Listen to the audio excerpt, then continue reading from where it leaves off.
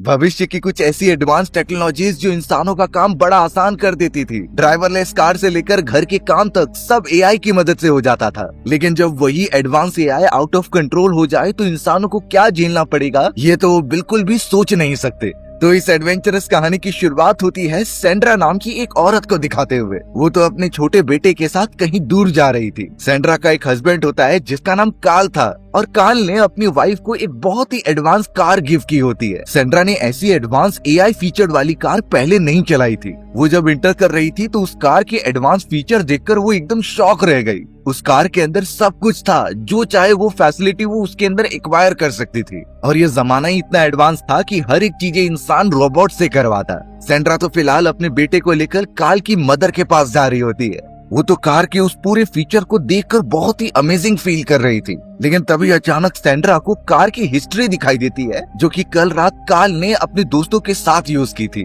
उसमें साफ दिखाई दे रहा था कि सीट पर कौन बैठा हुआ होता है और उसके बाद कार्ल कहाँ पर गया। तभी अचानक सैंड्रा देखती है कि कार्ल एक लेडी के साथ उतरा था, जो वहाँ से सीधा एक होटल की तरफ चला गया होता है। इससे सैंड्रा को एकदम शक होने लगा अपने हस्बैंड कार्ल के ऊपर, क्योंकि वो किसी अनजान लेडी के साथ बिना बताए एक होटल के अंदर गया है। तभी अचानक कार्ल का कॉल भी आ जाता है। वो तो वीडियो कॉन्फ्रेंसिंग पे सारी चीजें सैंड्रा को बता रहा था कि तुम कैसे मोबाइल से भी कार को पूरी तरीके से कंट्रोल कर सकती हो। इसके अंदर एक बहुत ही अच्छा एआई लगाया गया है जिसका नाम मोनोलिथ है। वो तुम्हें हर एक फीचर एक्सेस करने के लिए देगा थ्रू मोबाइल, यानी कि तुम दूर रहकर भी कार को वैसे ही कंट्रोल कर सकती हो जैसा अंदर रहकर। अब सैंड्रा वीडियो कॉन्फ्रेंसिंग के थ्रू देख पाती है कि कार्ल होटल रूम में ही है और अचानक उसके दरवाजे पर दस्तक होती है। कार्ल तुरंत ही दरवाजा खोलने गया था और उसने वीडियो भी बंद कर दी, यानी इससे ये प्रूफ हो जाता है कि उसके अलावा रूम में कोई और भी है। सैंड्रा तो इस बात से एकदम परेशान हो गई और समझ गई कि उसका हस्बैंड उस पर चीट कर रहा है।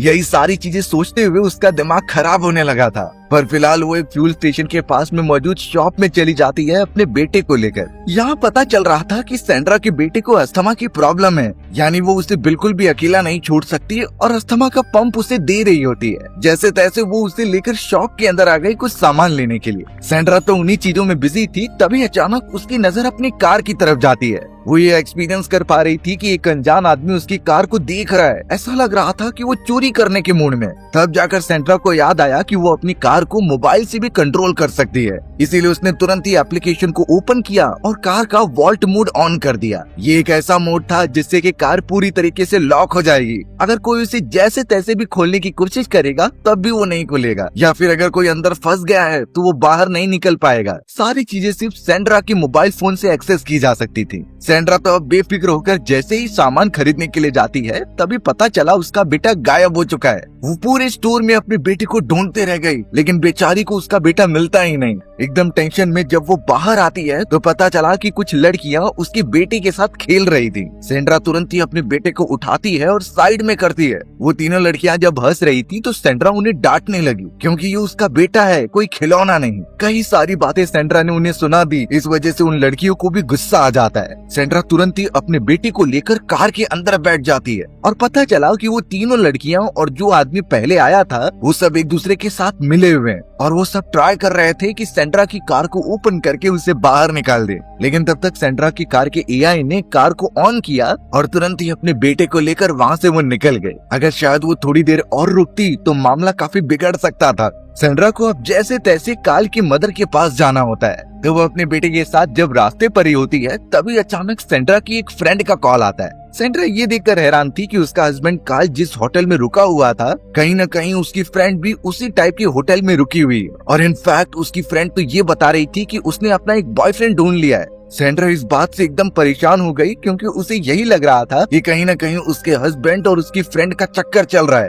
और दोनों एक ही होटल में रुके हुए हैं। सैंड्रा तो बातों में अपनी फ्रेंड से पूछ रही होती है कि मुझे अपने बॉयफ्रेंड से मिलवा दो, लेकिन उसकी फ्रेंड इस बात पर हंसने लगी और सारी चीजों को राज ही रखती है। उसने तो वीडियो कॉल भी डिस्कनेक्ट कर दिया था। यानी इन चीजों से सैंड्रा को और ज्यादा शक होने लगा अपने हस्बैंड के ऊपर।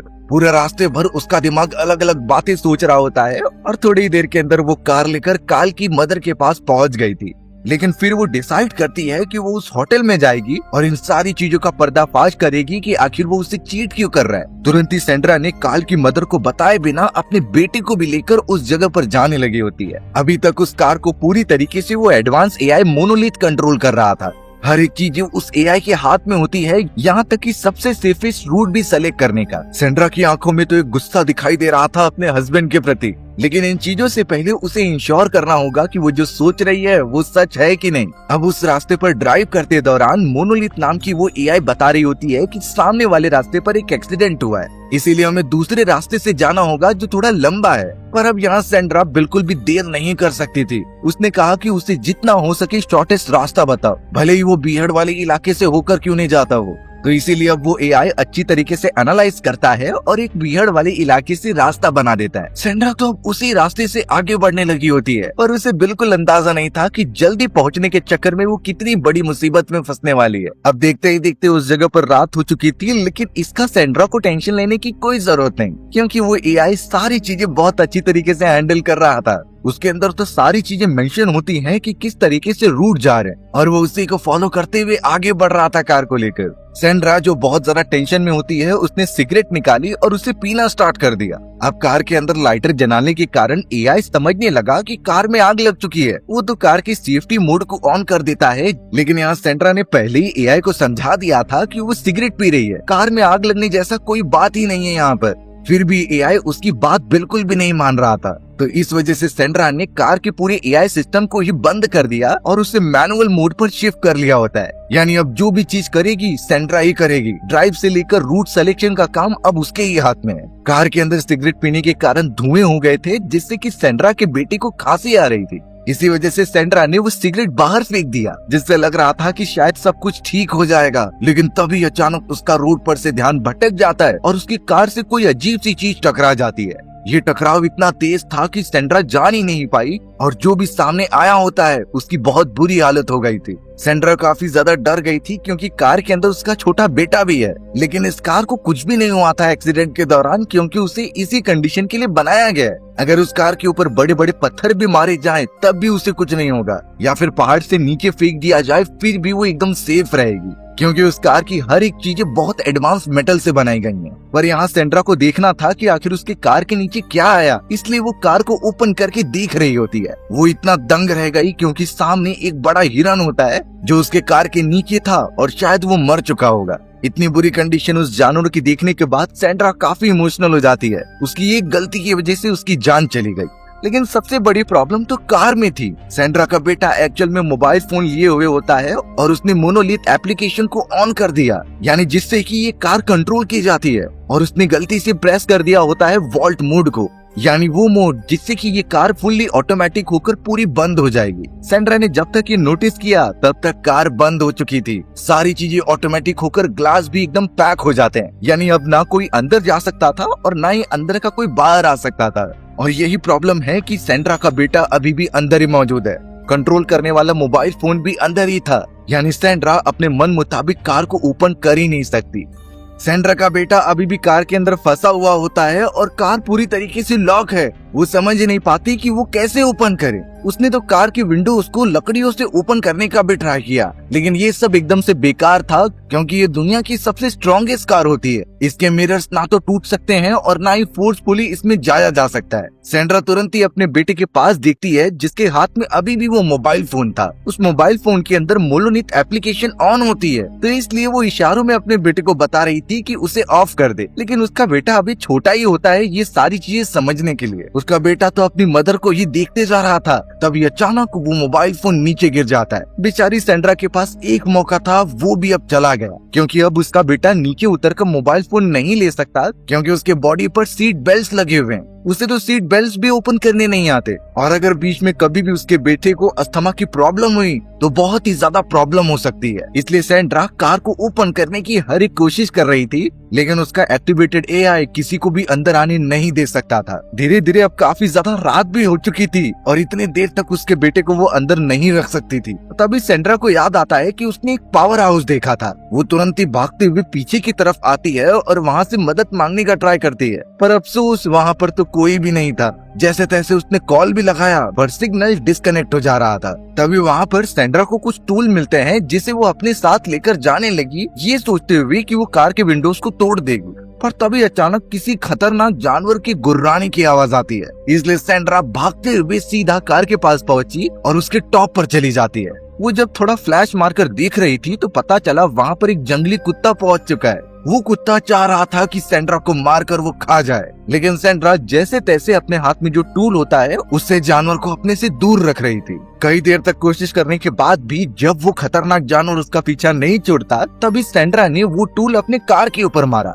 जिससे कि एक बहुत तेज अलार्म बजने लगता है और यही आवाज सुनकर वो जानवर वहाँ से भाग गया। सैंड्रा पूरी रात उसी कार के ऊपर सोते हुए बिता देती है। जैसे ही सुबह हुई तो वो आसपास देख पा रही थी, दूर दूर तक सिर्फ रेगिस्तान फैला हुआ था। वो इतने बीहड़ वाले इलाके में फंसी थी कि कोई मदद के लिए दिखता ही नहीं। पर सैंड्रा इतना जान चुकी थी कि उसे किसी की मदद लेनी ही होगी, नहीं तो उसका बेटा कार के अंदर ही रहकर मर जाएगा। तभी सैंड्रा को याद आता है कि आते समय उसने एयरपोर्ट का भी सिंबल देखा था, यानी अगर वो उस जगह पर जाए तो जरूर मदद ला सकती है। पर अचानक वो कार के अंदर देख पाती है कि टेम्परेचर बढ़ता जा रहा है सनलाइट के कारण। ये सनलाइट सीधा कार के सनरूफ पर पड़ रही थी, जिससे गर्मी अंदर जा रही होती है। कार का एसी भी काम करना बंद कर दे रहा था। इस वजह से ऑब्वियसली उसके बेटे को बहुत प्रॉब्लम हो रही होती है। सैंड्रा जब कुछ समझ नहीं पा रही थी तो उसने अपने कपड़े निकाले और सीधा कार के सनरूफ के ऊपर रख दिया। इससे डायरेक्टली सूर्य की किरणें कार पर नहीं पड़ेंगी और थोड़ा नॉर्मल टेम्परेचर रहेगा। तब जाकर सैंड्रा बड़ी हिम्मत जुटाती है और वहाँ से दूर जाकर एयरपोर्ट ढूंढने लगती है। पूरे 1 दिनों तक उसने कुछ खाया पिया नहीं होता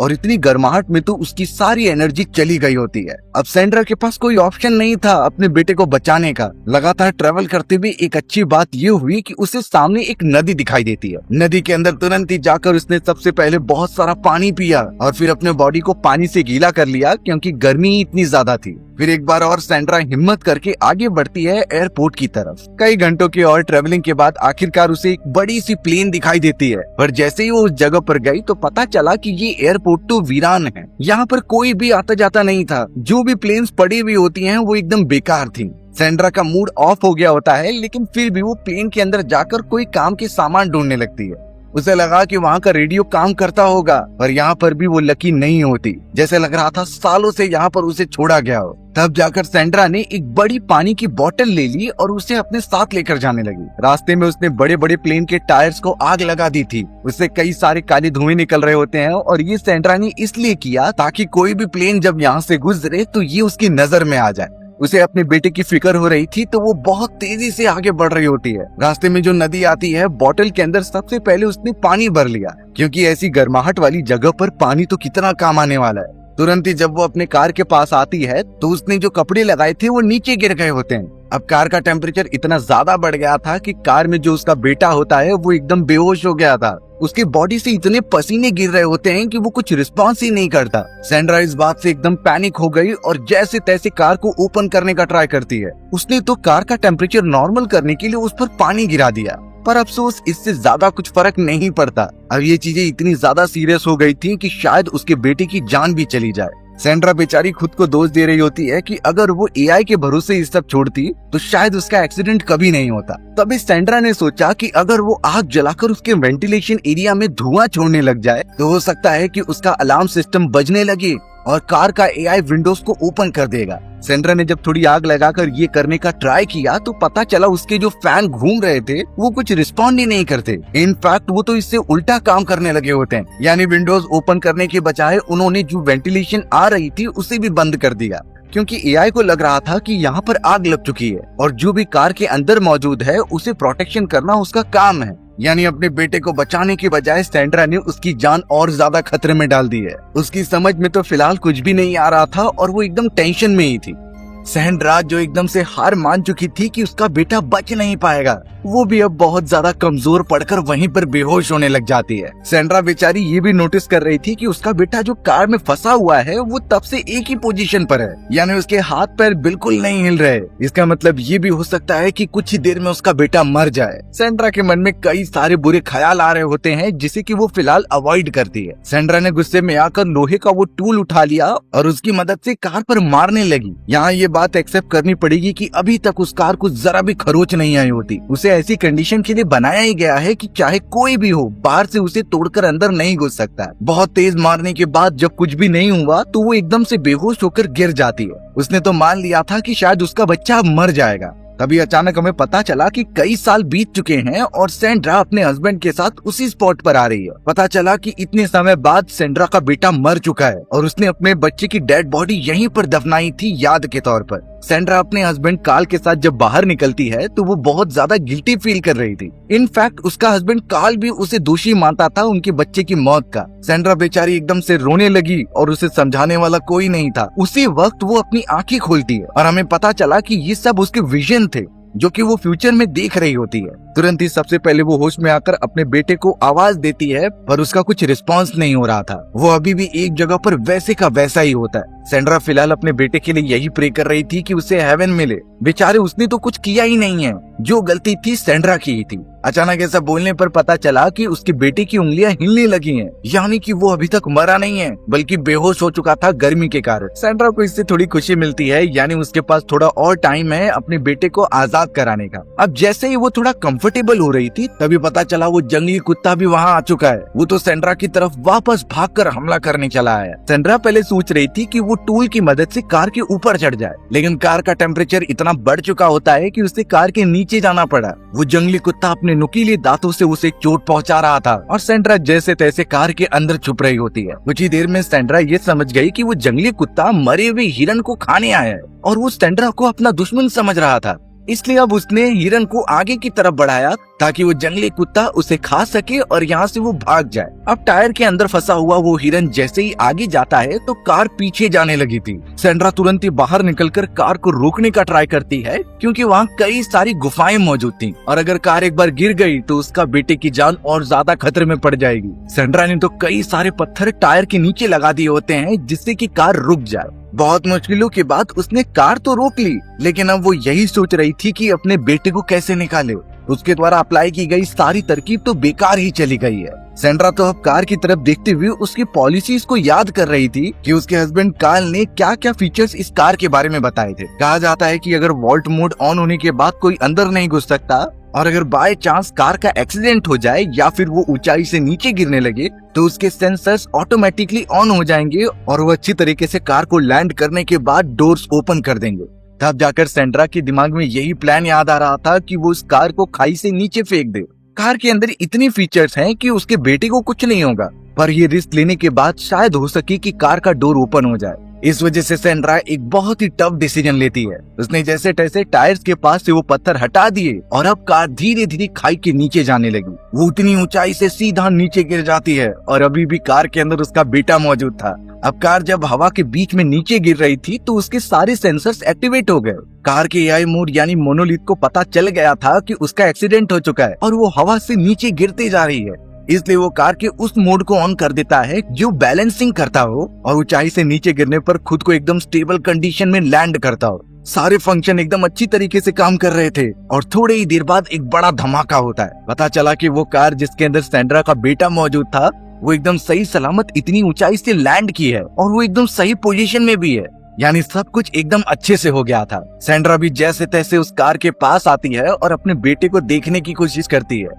उसका बेटा अभी भी वहीं पर था और वो बार बार चिल्ला रही थी उसे दरवाजा ओपन करने के लिए। थोड़ी देर में ये रियलाइज होता है कि उस कार के डोर्स ऑटोमेटिकली ओपन हो चुके हैं, यानी एक्सीडेंट के बाद ये तो होना ही था। सेंड्रा बहुत ही इमोशनल होकर अपने कार के दरवाजे ओपन करती है और अपने बेटे को बाहर निकाल लेती है। उसने सबसे पहले अपने बेटे के सारे कपड़े निकाले और उसे एक चट्टानी वाले इलाके के छांव में लेकर जाकर बैठ गई। सेंड्रा इस बात से बहुत रो रही होती है, लेकिन उसे पता था कि अभी भी उसके बेटे की हालत ठीक नहीं है, उसे प्रॉपर मेडिकेशन की तो जरूरत ही है। सेंड्रा जो एकदम ब्लैंक हो चुकी थी, वो जब अपने कार के पास देखती है तो पता चला उसका कार खुद को सोलर पैनल से रिचार्ज कर रहा है, यानी वो कुछ ही मिनटों के अंदर एकदम रेडी हो जाएगा दूर दूर तक ट्रेवल करके लेकर जाने के लिए। सेंड्रा ने कुछ देर तक वेट किया और जब सब कुछ एकदम अंडर कंट्रोल हो जाता है तब वो अपने बेटे को लेके जाकर कार में बैठ जाती है। इस बार उसने सारा कंट्रोल एआई मोनोलिथ के हाथ में दे दिया था, क्योंकि वो वापस से सेम ही गलती नहीं करना चाहती। सेंड्रा ने तो वॉल्ट मोड भी ऑन कर दिया था, जिसकी वजह से ये सारी चीजें हुई, लेकिन फिलहाल ये बहुत ज्यादा जरूरी है